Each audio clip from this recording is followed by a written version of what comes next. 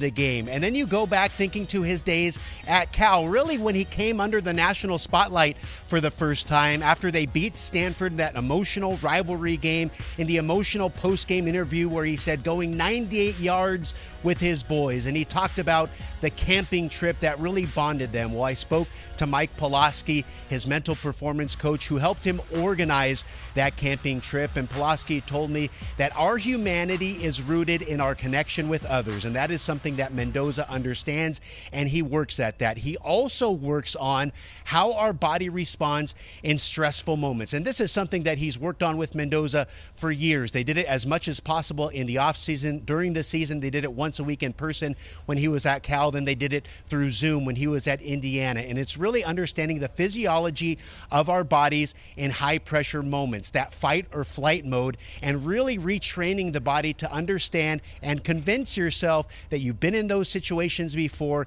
you can excel in those situations. And that builds confidence to get reps in those situations. And we've seen those performances unfold this past season time and again. From a practical perspective, I asked one of his receivers from Indiana last year, Charlie Becker, what Mendoza was like in the huddle. And he always said he was super poised, always calm, always confident, always letting his teammates know that they were never out of a game, no matter the situation. And whenever a bad play would happen, they were automatically on to the next. He never let his teammates dwell on a negative play. And one of the themes that Becker told me that Mendoza would preach in the huddles, let's go make some magic happen.